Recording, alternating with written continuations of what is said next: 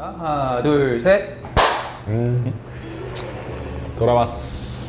진수할 편에 다시 왔어. 돌아왔어. 다시 왔어. 아, 이제 새롭게 시작하는 거야. 새롭게 시작하는데 제가 와인을 워낙 모르잖아요. 평소에 마시는 술보다 비싸다.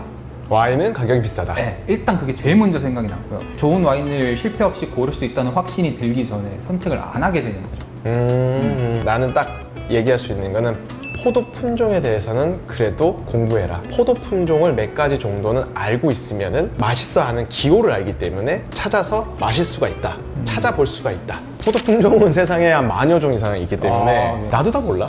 나도 다 모르는데 국제 품종이라고 불리우는 어느 나라에서도 잘 자라는 포도 품종들이 있어요. 마트나 백화점이나 호텔에 갔을 때도 그런 품종들은 다 있기 때문에 그 품종을 알면 실패할 확률이 거의 없겠지. 이 와인이 어떤 향과 맛이 나겠구나를 결정하는 제일 큰 요소가 품종인가요? 그렇지. 그 만드는 과정에서 스타일을 바꿀 수는 있지만 포도 품종만의 천연적인 모습은 지키고 있는 게 있기 때문에 그 결은 되게 비슷할 거야. 그래서 이제 뭐 만약 추천을 해주면은 레드 같은 경우는 까베르 소비뇽, 쉬라즈, 그 다음에 피노누아라는 품종을 추천할게. 그래서 까베르 소비뇽은 제일 달지 않고 떫은 느낌들 살짝 있고, 쉬라즈는 조금 더 향신료나 중간 느낌의 이런 느낌들도 많이 있고, 피노누아는 조금 더 부드러운 이런 느낌들을 보여주기 때문에 까베르 소비뇽, 쉬라즈, 피노누아 이렇게 한번 경험을 해보면은 좀 시작하기 괜찮은 레드 와인 품종이고, 화이트 와인 품종이면은 사실 화이트는 단맛과 이런 신맛에 대한 구분들을 많이 하거든. 그래서 또 유명한 소비뇽 블랑, 그 다음에 샤도네이, 이런 모스카토 요 세 가지를 한번 시도해 보면은 되게 좋을 것 같아요. 그래서 소비뇽 블랑 같은 경우는 약간 신맛이 있고, 샤도네이 같은 경우는 좀 부드러운 맛도 있고, 그다음 모스카토는 좀 단맛들이 좀 더 강한 느낌이라서 몇 가지 주요 품종만 알고 시작을 하면 거기서부터 조금은 뻗어나갈 수가 있다.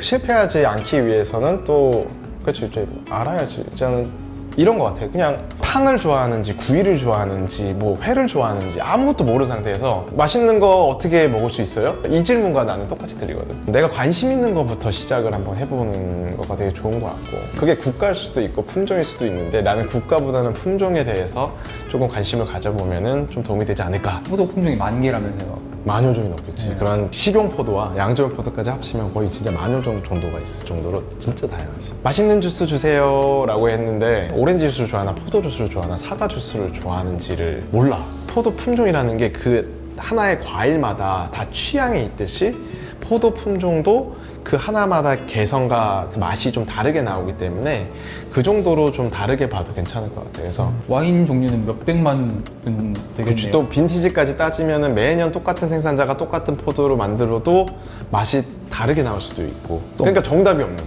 나도 다 몰라. 나도 와인을 뭐 나름 21년 차 하고 있지만 같은 포도 품종이라도 정말 새로운 맛들을 매번 경험하는 것 같아. 근데 난 그게 좋아. 죽을 때까지 먹을 수 있잖아. 그게 더 알면 더 맛있게 먹을 수 있는 술이기도 하고, 그렇게 생각을 합니다. 둘째 요소가 이제 국가를 많이 또 얹어놨던 얘기를 하고 계신데, 잘 모르겠으면 프랑스부터 마셔보면 된다? 이렇게 생각하면 되나요? 프랑스. 근데 프랑스는 전통이 오래된 거지. 거기가 와인을 잘 만든다?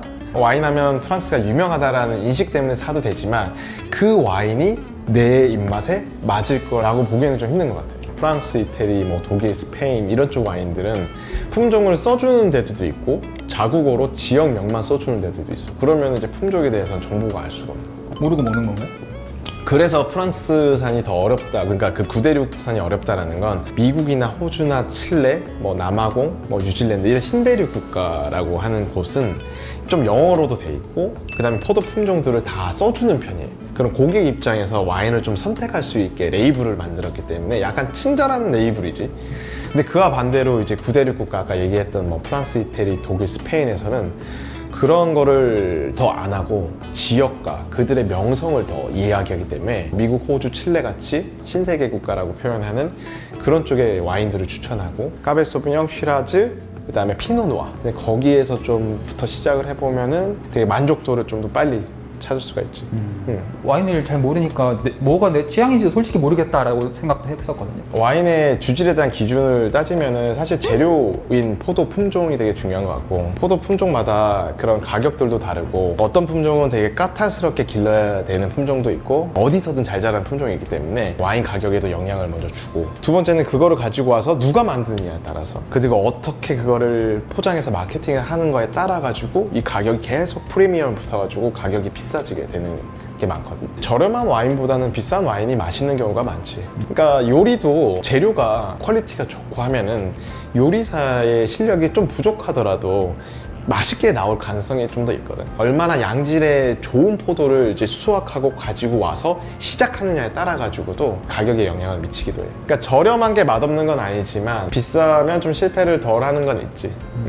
비싼 와인을 사볼까 싶다가도 저렴할수록 일반 대중들의 입맛과 눈높이에 맞는 제품들이고, 가격이 높아지면 매니아들의 영역이라서 나는 비싼 돈은 냈는데 매니아는 아니니까 그 가치를 느끼지도 못하고 술은 먹어버렸어. 이런 경우가 생길까봐 좀 겁나거든요. 와인을 취급하는 사람들한테 물어보면 되게 좀 도움이 돼요. 그래서 내가 생각했던 버젯보다 높은 거를 산다.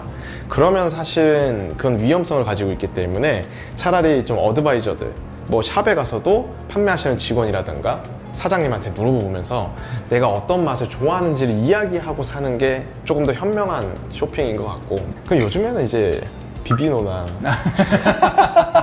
그 비비노의 점수를 믿는다기보다 비비노에서 쓴 댓글들 같은 거를 보면은 좀 도움도 되고, 진스와인 페어링을 봐봐.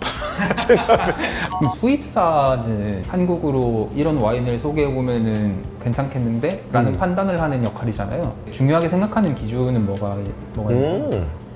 예전에는 무조건 와인이라고 하면은 뻘개야 되고 힘있고 진한 스타일의 와인들이 좀 유행했다면, 지금은 좀 일반적으로 와인을 즐기시는 분들도 좀 늘어났기 때문에 화이트 와인이라든가 스파클링 와인 비중들이 높아지고 있어요. 처음에 입문자분들은 아까 이야기했던 품종들, 좀 편안하게 먹을 수 있는 국제 품종들, 뭐 까베르 소비뇽, 피노누아 이런 것들부터 시작을 하시는 분들이 있고, 당도 있는 스타일의 와인들을 좀 접하는 경우, 부담스럽지 않은 스위트한 것부터 시작을 하다가, 그게 근데 오래 가지는 않더라고. 그 다음에 진하면서 힘 있는 거, 그 다음에 좀 막 떫은 느낌까지도 강렬한 거, 이렇게 드시다가 복합적이고 여운이 긴 막 이런 와인들로 좀 변하는 것 같아요. 점점 이런 트렌드가 가는 게 가격이 점점 세지고 높아지고, 이게 와인의 경험치가 쌓이면 쌓일수록 입에서 술술 넘어가는 좋은 술을 알게 돼 있는 거라서 좋아하는 와인들이 비싼 와인들로 가는 경향이 많아요. 그래서 이제 우리들이 하는 역할, 좋은 와인을 저렴하게 찾는 법. 명품 와인들에 대한 그게 많으시면 어쩔 수가 없어. 명품은 비싸니까. 명품과 비슷한 스타일인데 불구하고 좀 맛있는 거를 찾는 거, 그런 것들은 도와줄 수가 있지. 가격이 좀 비쌀수록 무겁고 묵직하고 떫고 그런 게 좀 더 매니아틱한 맛이라고 생각이 들어서. 그것도 그렇지도 않은 것 같은 게, 왜냐면 그게 결국에는 또 품종인 것 같아. 저렴한데 무거운 맛을 내는 게 있고, 비싼데 가벼운 맛을 내는 게 있어. 근데 일반적으로 비싸질수록은 깊이가 있고 풍미의 복합성이나 이런 여운들이 있는 게 사실 좋은 술이야. 뭐 와인을 하는 사람들은 되게 좀 화려하게 막 입안에서 펼쳐지는 막 이런 얘기들도 하지만, 그거 마시고 난 후에 이런 잔향, 이런 것들이 훨씬 많이 보여지는 게 있거든. 그러니까 모르는 사람도 아 좋은 술이구나 느끼는 분들이 많이 있어. 그래서 꼭 비싸다고 항상 진해지는 건 아니다. 제품에 대해서 하나하나 좀 따져보기 전에는 와인 전체를 아우르는 식으로 제가 질문을 드리니까 손에 안 잡힌다고 할까요? 뭐 겉돈다고 할까요? 그런 감이 없지 않아 있는 것 같아요. 그러니까 맛있는 게 뭐예요? 이런 질문 같이 나한테는 들려서. 네.